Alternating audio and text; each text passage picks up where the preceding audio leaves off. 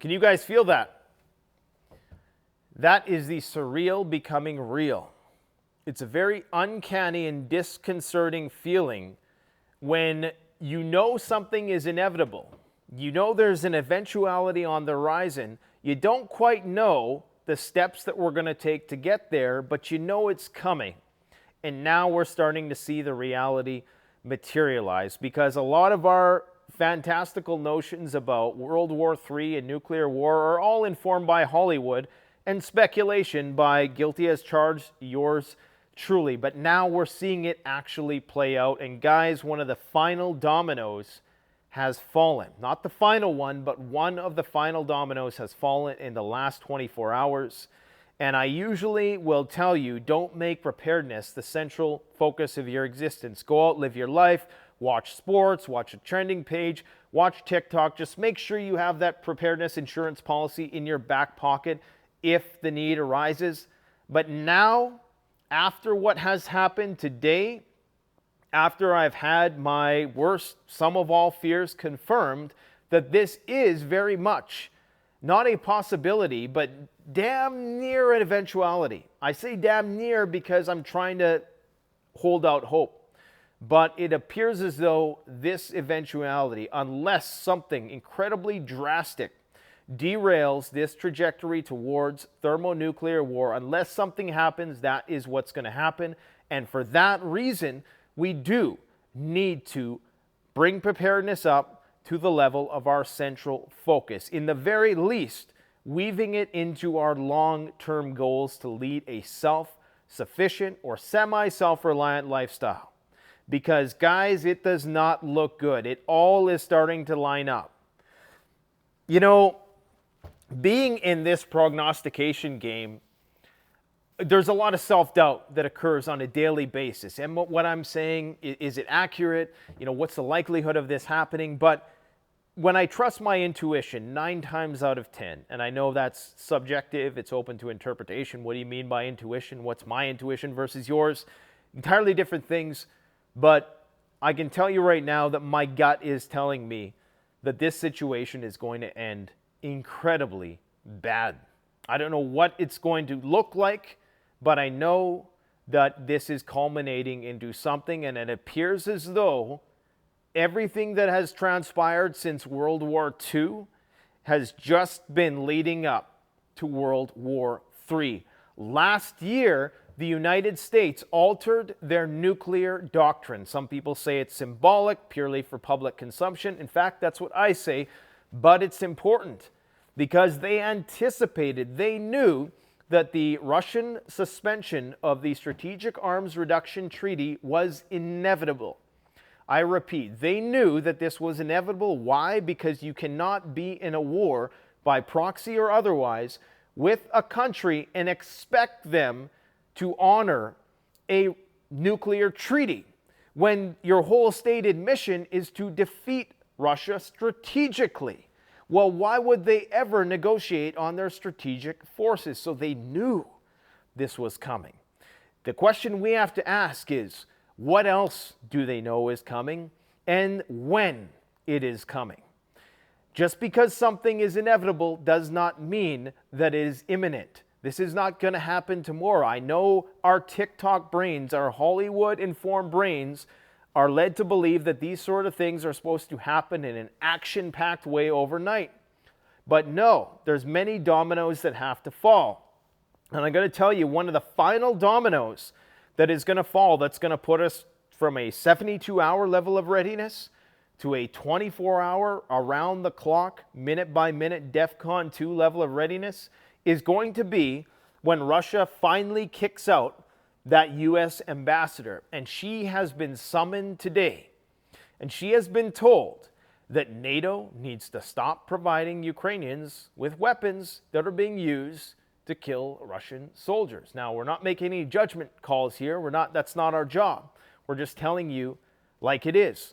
When this ambassador is finally expelled, that's when we go to DEFCON 2. Like true DEFCON 2, no sensationalist thumbnails, nothing, pure, unadulterated DEFCON 2. Now, Putin has withdrew or suspended, they say suspended, regardless, These New START treaties are somewhat redundant and obsolete anyways, because they restrict the quantitative number of missiles that you can have, warheads that you can have, but they don't necessarily restrict the deployment systems. Russia has been working on the deployment systems, which in the modern day are far more important. It's all about electronic warfare, the ability to get the message from the generals to the nukes. It's all about how you can deploy the nukes in such a way that can defeat missile defense. And it's all about missile defense as well. So all of these systems are largely unimpacted. Regardless, even if you have a START treaty, are both sides being honest either way? The Russians are saying the Americans weren't honoring it, and the Americans are saying the Russians weren't on it. Anyway, it doesn't matter. It's a symbolic gesture. It's a sign of, it's a diplomatic node of sorts upon which parties can potentially come together and, in the very least, stifle the arms race. Maybe not end it altogether, but stifle it. That is gone. It's gone, and it's likely not coming back for a long, long time, if ever. Putin has ordered the nuclear forces to the highest alert level possible, ordering them to combat duty. Okay? The Chinese president is about to visit Russia in the coming weeks ahead.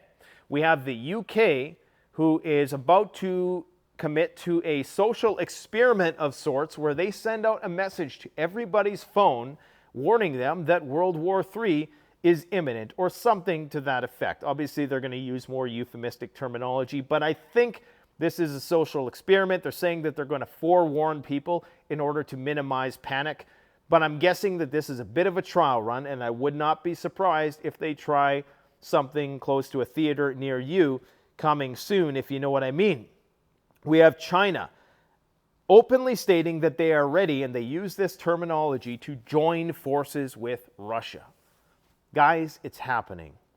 It's really happening, and it's incredibly uncanny. There is a Moldovan war front that is about to open up that nobody is talking about. We have the Serbian president coming out today stating that everyone is preparing for war, and their bullet and artillery factories are working double time. They cannot possibly keep up with the demand. Like I talked about, we have the Russians summoning the ambassador. It looks like Belarus is on the precipice of entering a war, and it appears as though the market has finally started to figure some of this stuff out. So we are approaching deadly serious levels. There's no thumbnail at this point in time that can communicate the gravity of this situation as to what's happening here, and that's because the realer it gets, the less I actually even want to talk about it. Okay? And I'm glad that we have this time. Be grateful that we have time, because if you're one of these people who is excited about the prospect of something happening and you're disappointed because, and this is just goes to show, like, we have a death wish almost. Some people in this society, it appears, we have a death wish. Because if people really knew the horrors of what was coming, they would not wish for this one bit. Now, where should we begin today?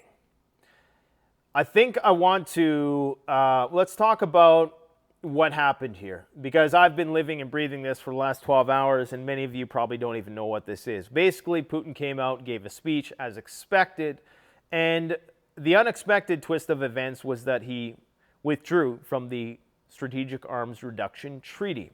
This was a treaty that was put in place to limit the amount of nuclear warheads that both the United States and Russia could possess, thereby preventing that, not only nuclear testing, which of course was irradiating the planet and contaminating the planet and quite possibly contributed to a lot of increases in cancer over the years, but also to prevent an arms race. Okay, and it kind of, sort of, almost worked. There were some other treaties like the ICBM treaty, and I think there was one to do with defensive missiles that the Russians backed out of because they said the Americans weren't honoring it. Anyways, it's gone. Okay, that was one of the final things that was in place as a node of communication between both sides. And here is what Putin said in his speech today. And this is what people need to realize. He said this: I want to emphasize the U.S. and NATO are saying outright that their goal is to inflict a strategic defeat on Russia. And after this, they're going to tour our defense sites as if nothing is happening. And this is one of those inevitable things that we knew that this was coming. When the U.S. altered their nuclear doctrine last year, they knew the Russians were going to come to this realization ultimately when we refused to go to the negotiating table. So they preemptively altered the doctrine.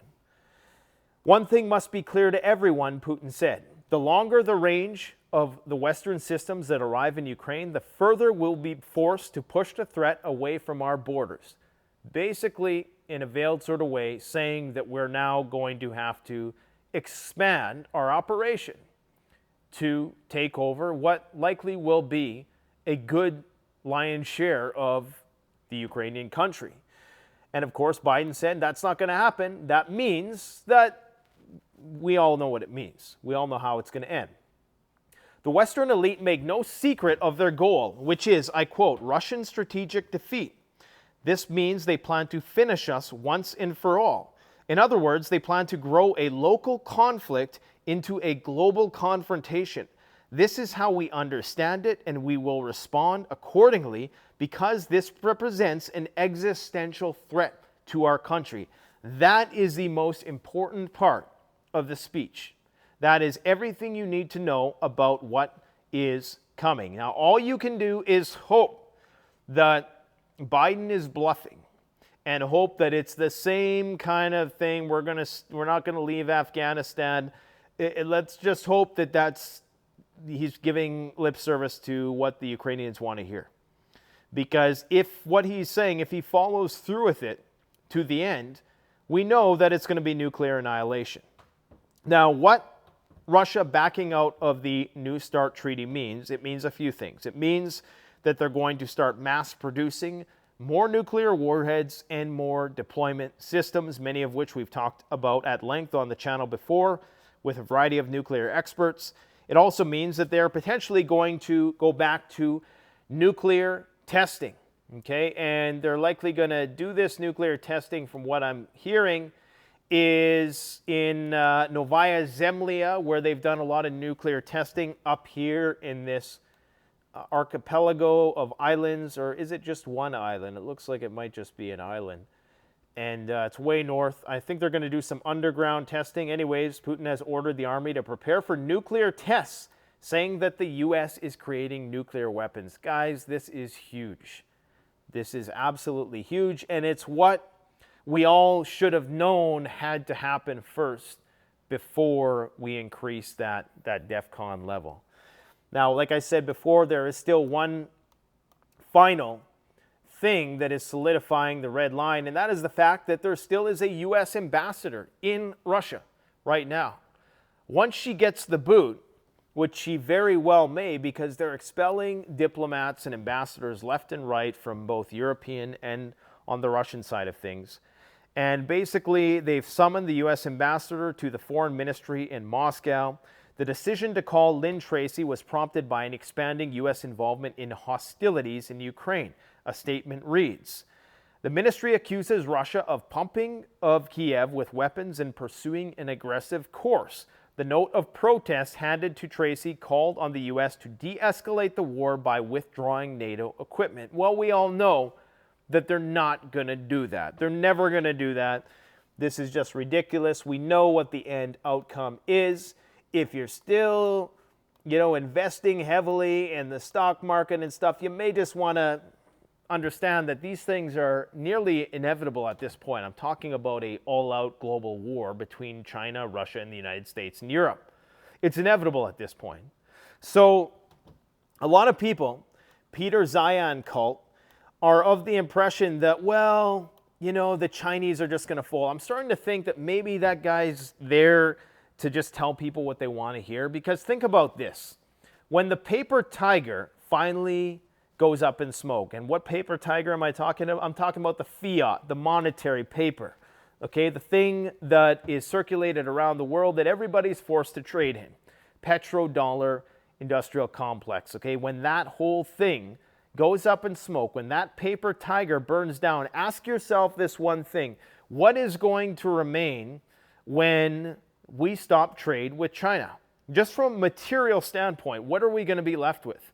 We, over here in the West, are going to be left with a bunch of vacant commercial properties, empty Walmarts, empty Home Depots, empty Lowe's, empty whatever big box store you can think of. And what are they going to be left with over there in China? They're going to have manufacturing facilities. They're going to have industrial facilities. Sure, they may not have all the raw materials they need, but guess what? Every single mineral and resource that we have here, Russia has, and usually in greater quantities. And they're going to be their primary trading partner from here on in. China has distinctly stated that they are ready to join forces with Russia to decisively defend interests, said their top diplomat that has been in Russia for the past 48 hours during Biden's visit, sending a clear message about the unity of China and Russia in light of Balloon Row and all the rest. So the director of the Office of Foreign Affairs Commission of the Communist Party of China's Central Committee has said China will, together with all like-minded partners, further promote the development of the international order in the direction of equitable development, meaning that, of course, they're going to try to foster negotiations in a way that's diplomatic, but at the same time, they're going to look out for their own country's needs as well as their allies. The Russians and the Chinese are allied. So don't think that this taunt by the United States is going to go unanswered by the Chinese. It was almost like they're taunting the Chinese to give the Russians weapons so that they can get this war started faster, sooner than later. It almost seems as if they're really starting to trying to provoke a war with China here. Anyways, we have Xi Jinping planning a trip to Moscow in the not-so-distant future. We have Putin saying that the ground-based systems were put on combat duty. This is from the official government website or government sponsor. It's kind of like a CBC. It's TASS. It's one of the driest and most unsensational of all the Russian media outlets. So if they're saying something on here, you can almost bet 100% it's true, not necessarily, especially when it's with respect to domestic matters. Maybe not true in terms of how they're framing the Ukraine war and what the Ukrainians are doing and who's guilty of what. But when it comes to this kind of stuff, you can take TASS to the bank. The United States and NATO are directly saying that their goal is to inflict a strategic defeat on Russia. Are they going to inspect our defense facilities, including the newest ones, if nothing happened? A week ago, for example, I signed a decree, this is Vladimir Putin, on putting new ground-based strategic missile systems on combat duty. He said this in the State of the Nation address to the Federal Assembly on Tuesday. They're going to stick their nose in there too? The president continued, do you think we're really going to let them easily do that? Of course we are not. So we know that that's coming down the pike. And there's also suspicion that this lack of a New START deal, because there's no JCPOA deal anymore with the Iranians, that the Russians could potentially equip Iranians with know-how on how to build a nuclear bomb. This, of course, would destroy ties between Israel and Russia, and that would, create a more hardened division along that front as well. And this is also going to mean that the Americans will have no access to the strategic nuclear arsenal of new hypersonic missiles that Russia is reportedly building, because, of course, they don't want the Americans to know the secrets about all that stuff as well, especially if we're entering DEFCON days. So another thing that he noted was that they now officially blame NATO for the attacks on Russian bases. The Russians are fairly reserved in terms of their speculation about who did what, even if it's something so obvious like Nord Stream or the drone attacks on their nuclear triad. They're not the kind of people who just come out screaming because I think they know how it's going to be received on the global stage, even if they are correct in their assertions.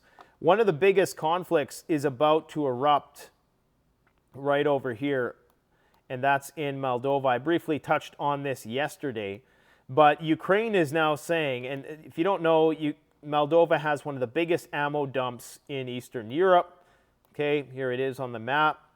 And this is a territory which is currently occupied by Russian separatists who want to be a part of Russia. It's a thin strip of land that's bordering Ukraine and Moldova, and it's very pro-Russian. Russia has a limited amount of troops there. Ukraine is saying, we're ready to help you because the amount of ammunition in this facility can potentially, they're saying, fuel Ukraine's end of the war for a year. Okay, a year's worth of ammunition, 20,000 tons of ammo. So you can bet that if the Ukrainians are truly running out of weapons, they're going to want to capture this ammo dump, which is the biggest in Eastern Europe. Now, the Ukrainians are saying that the Russians were planning on overthrowing this part of the region, that they were going to do some sort of paramilitary maneuver, a paratrooper maneuver, I should say, where they fly in, take over the airport, destabilize the country, and basically take over the country of Moldova. Moldova is not a NATO member yet, so they could do that without the risk of necessarily evoking Article 4 or 5 and bringing NATO directly into the fight. But the Ukrainians are saying, we're willing to help you. You know, obviously, we're willing to help you if you give us this ammunition here, right? That's, I think, the implication. So something to consider. This is where the Ukrainians are saying the Russians would have done some sort of paratrooper maneuver, come into the capital, which is, I cannot pronounce, Chisinau, and that's what they would do. President of Serbia is saying that everyone is preparing for war. Belgrade say it is profiting from the arms and ammunition race, but it's worried about NATO encirclement. Everyone needs ammunition, they say. Everyone is buying everything. Anything we can gets sold, Vucic said. I don't know how some of this stuff hasn't ended up on the battlefields of Ukraine just yet. So, telegraphing what's about to happen in the future. This is that social psychology experiment I was talking about, where they're about to send a message out to people in the UK, a text message warning of world war to be sent to your mobile phone in a few weeks. Now, I'm starting to think that this must be some kind of social experiment, because why on earth would it have to be a world war message? If this is a new system, and apparently it is, apparently this is something new that they're going to be testing out, why wouldn't they just, make a general message, a general test of the emergency alert system, as opposed to warning people specifically of world war? Now, this is from the Daily Express, which is notably anti-Russian, okay, aggressively anti-Russian, even more so than like the Sun publication in the USA. Most publications in the UK are staunchly anti-Russian in their slant, but I guess we'll see what happens with this. I think that there's a bit of psychology there, trying to test the population to see how people respond, because most people have no idea that any of this is going on. And it's the scary thing when you go on TikTok for a minute or two, you realize that 99% of the content is just completely brainless.